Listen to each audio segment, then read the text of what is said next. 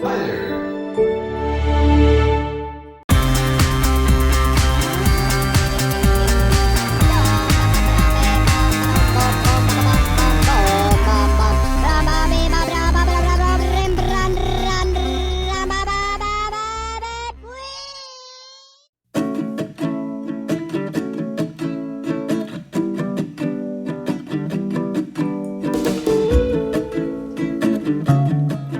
Hello everyone, welcome to another Flying Frog video.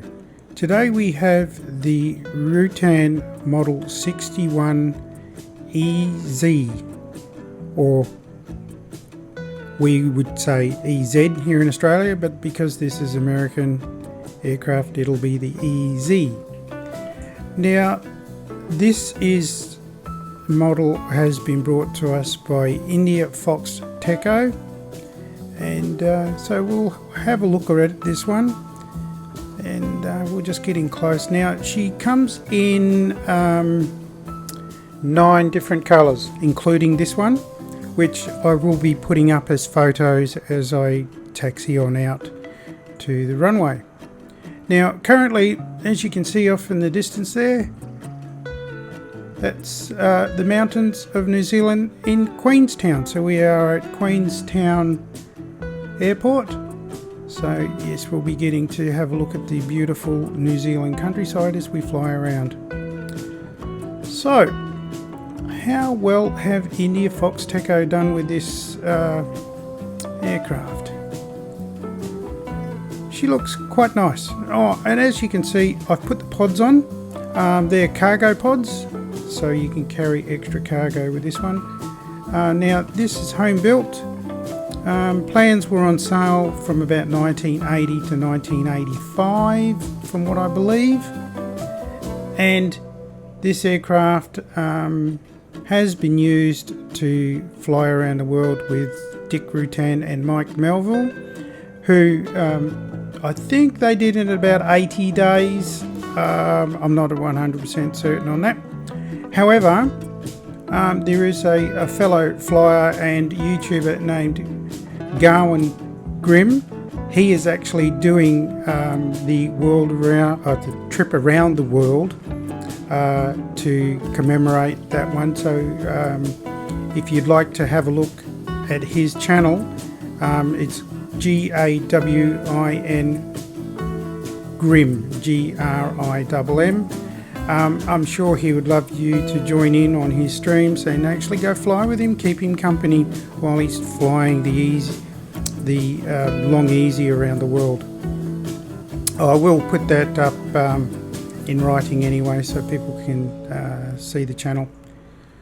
Right, so let's get a closer look at the graphics and the modelling detail. Now I don't know much about this one at all. I've not seen one in real life, so I can only go on what it looks.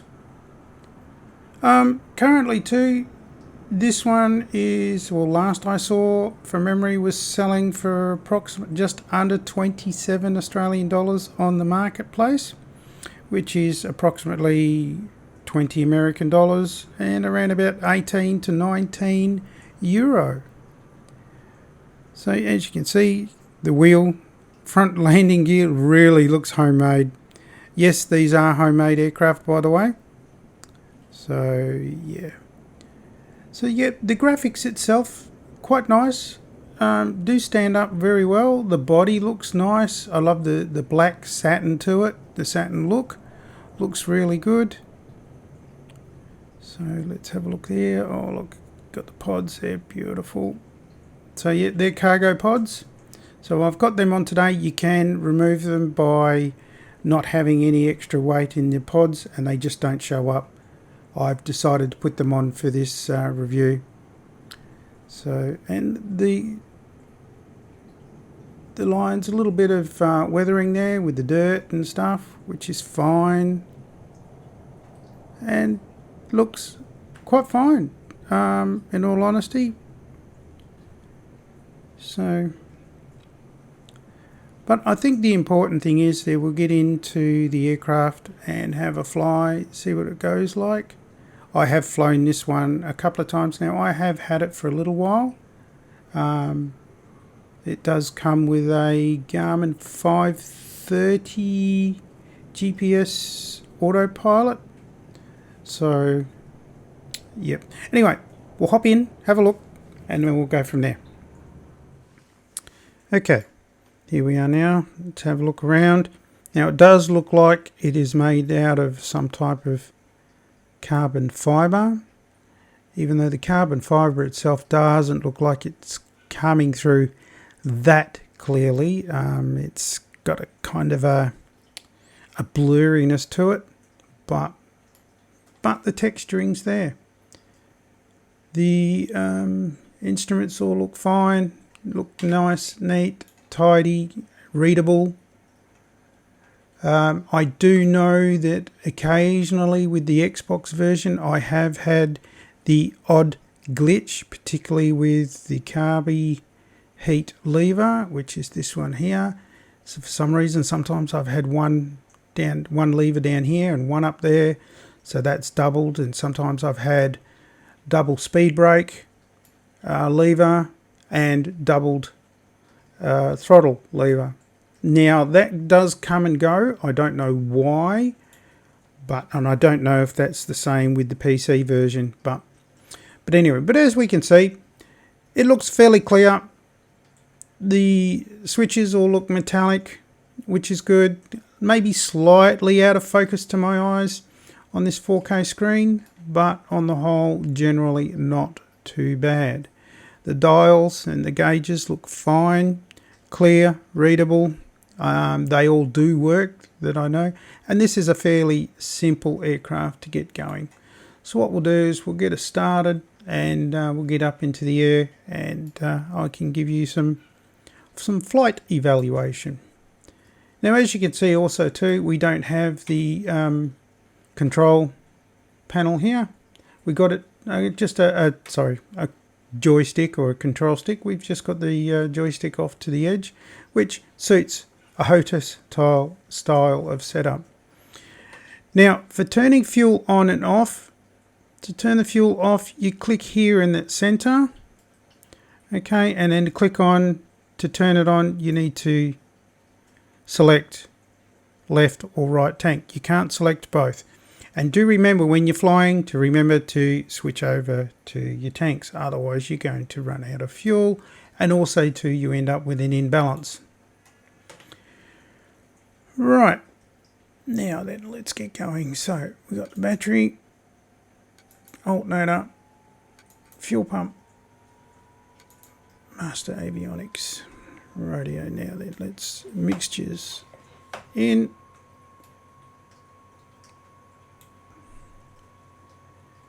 Okay, throttles, and this is your starter here.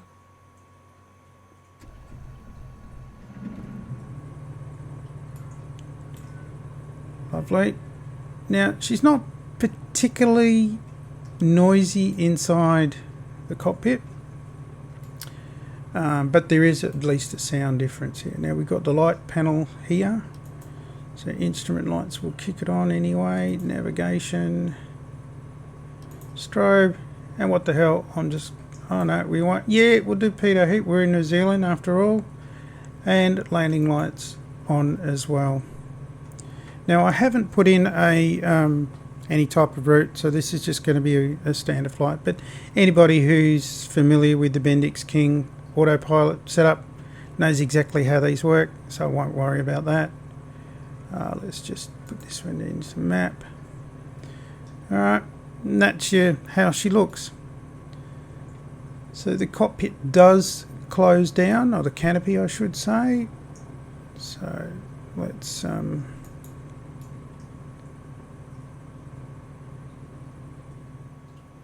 you go, and she does quieten down a bit as well, which is good. Now what we'll do is I'll just step outside so people can have a listen to the motor outside.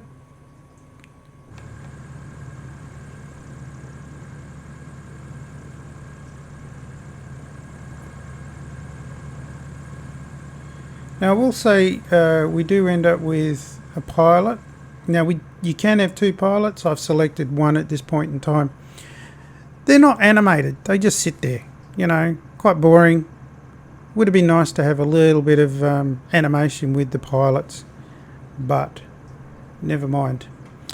So anyway, what I'll do is I'll get going, and as I'm taxiing along, I'll bring up the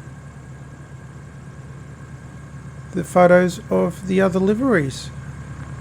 Now there is no handbrake, by the way, so you just have to use your brakes.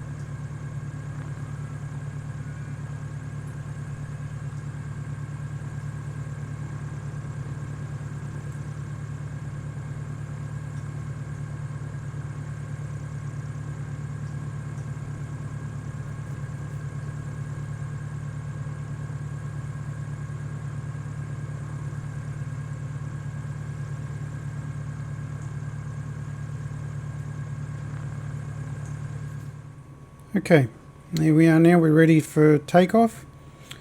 It is an unusual design with the canard wing set up at the front, but in my experience with model aircraft, this style of aircraft flies very well. It's got very good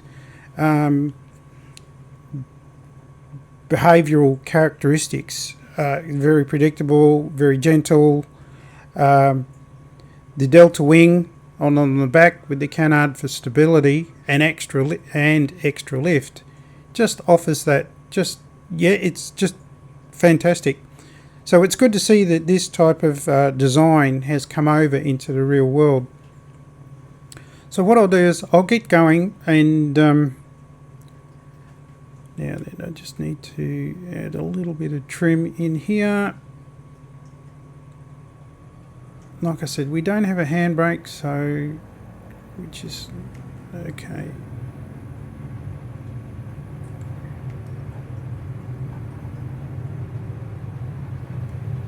So like I said, it's not terribly noisy here inside, so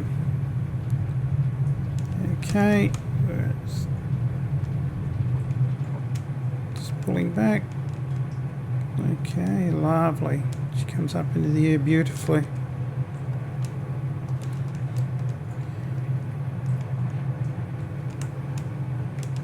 Beautiful place for flying around here in New Zealand, so really nice.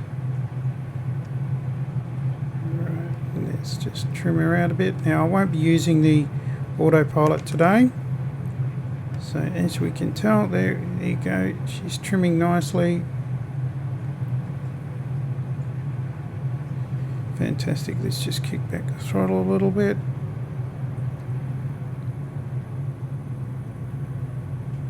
Rightio.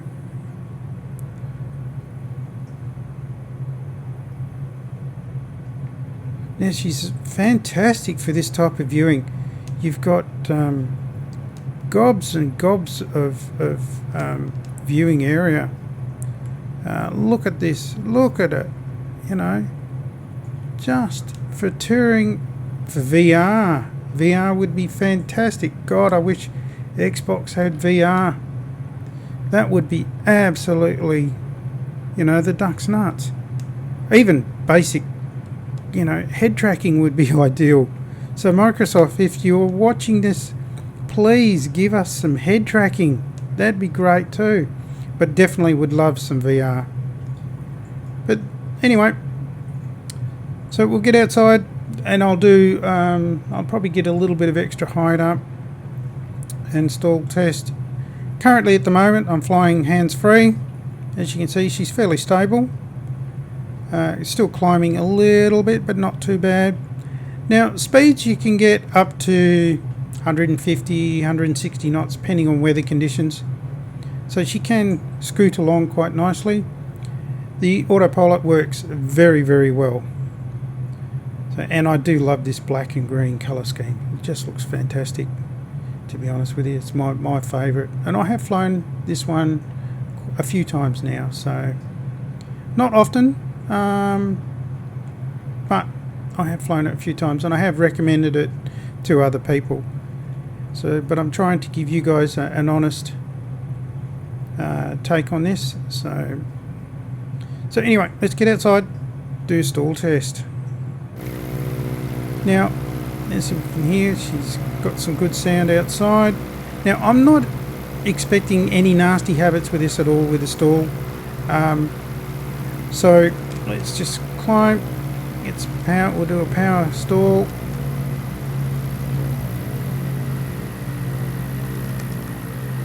I'm pulling back, and you see she's just mushing. Brilliant design. There you go, bringing the nose back up again. So, you know, like I said, I don't expect this one to behave badly at all. The Delta wing with the canard wing on the front, it just really helps with the stability of the whole flight characteristics. So we'll try that one more time. Looks nice with the pods actually. Full back, and again just dropping the nose and trying to come back up again. So as soon as she gains some speed, she just starts lifting, and that's the canard on the front. So we'll do a power off stall.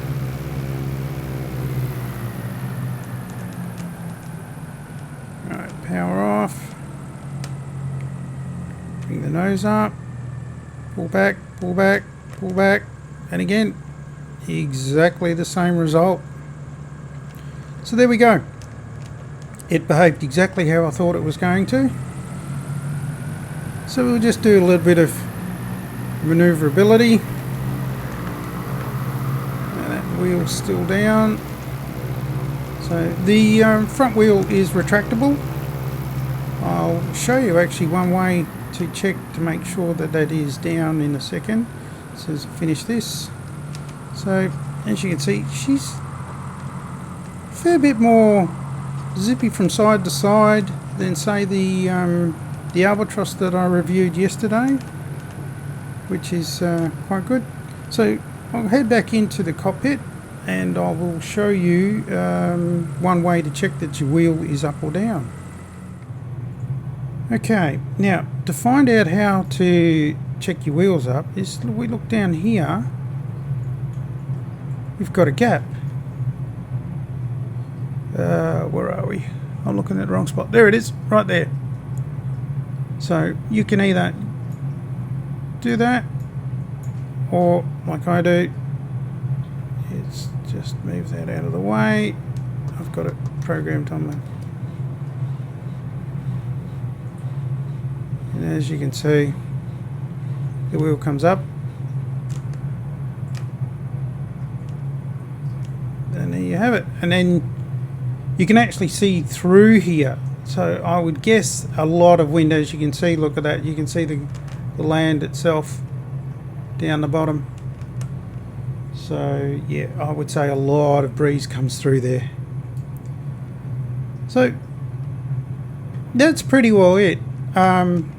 It's a nice flying aircraft, something different.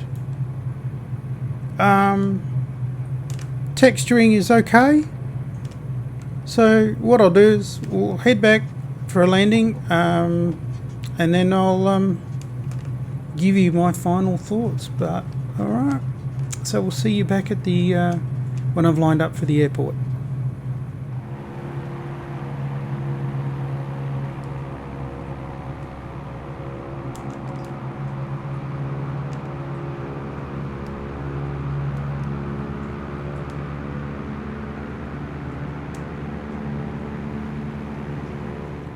Okay, here we go. Now we're just lining up on the runway itself. As you can see, it's off there in the distance. So I just need to make sure I need to get some speed down. a little bit of speed brake happening. So as you can see, I've got that glitch where it bounces back. So I'm not sure what's going on there. So the speed brake doesn't stay fully deployed, but never mind. So let's just cut back the throttle. When you're on the ground though, speed brake fully deploys. So I don't know if it's the wind pushing up on it or not. I'm not 100% certain. But gear going down, making sure you go there. Put your gear down. And you gotta wash off your speed. She does tend to float a lot. Also too, with its flight characteristics, I do find that it does tend to porpoise a little bit. Every time it gains some speed, it just wants to climb. So, but I'll give you all of that, all those final thoughts when I land, of course. Now hopefully we can stick this one nicely. Approach is actually looking good so far. Let's maybe center up my vision. That's a little bit too close. Okay. Bit more speed.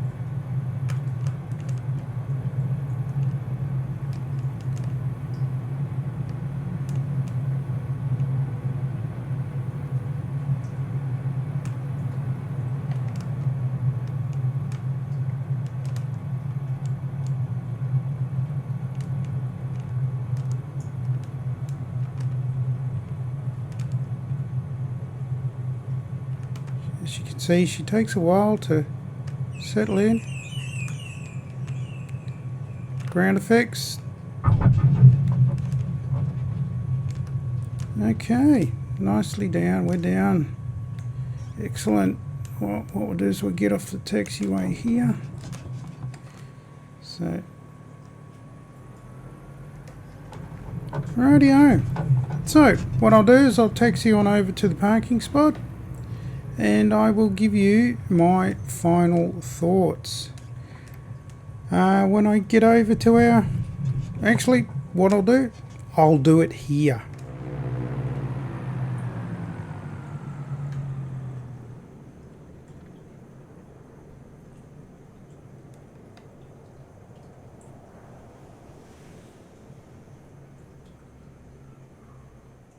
The Rutan Long Easy. Is it worth 27 Australian dollars? With the glitches that have come into it, now I know IndiaFoxTecho have done updates to this aircraft since it's been out. It's still glitching a little bit. Is it worth the $27? Barely. In my mind. It's not that the modeling's bad, it's not that the graphics are bad. I just think that there are a few, particularly on Xbox, there's just a few glitches that have crept in that haven't been picked up or haven't been fixed, which can be a little bit annoying. Now, she does have a gobs and gobs of lift, and boy, you know, the porpoising does tend to get a little bit annoying, and it does take a long time to settle into nice, level, steady flight. However, that's where the autopilot comes into play. Once you've got that autopilot set, it's a dream. It really is. You can cruise around, tour, set your flight plan for, you know, places like here in New Zealand, you know, where you can go and have a look at the mountains or just the beautiful countryside. Do I regret buying this? No, I don't. I don't regret buying it at all. You know, I have flown this. I've flown it more than once. Don't tend to fly it as often these days as what I probably did in the earlier days when I first started. because there are other aircraft as well that have come along and which kind of piqued my interest. I bought this one because, number one, it's a different looking aircraft, and it had a good reputation as well. So on the whole, it's a good flying aircraft. It's a beautiful flying aircraft, as a matter of fact. It's just maybe the canards maybe got a little bit too much lift, tends to do porpoise a little bit, but yeah, so I don't know much else to say. She's great. Like I said, barely worth the money. However, if you want to fly and want to go around the world, Garwin Grimm, he's doing a world trip with this one, so please check out his YouTube channel, and I'm sure he'd love your company flying along with other long easies flying with him. I'd fly with him, but he's on the opposite side of the world to me, and our time frames just don't meet up, unfortunately. So on that note, please comment, subscribe, and stay safe.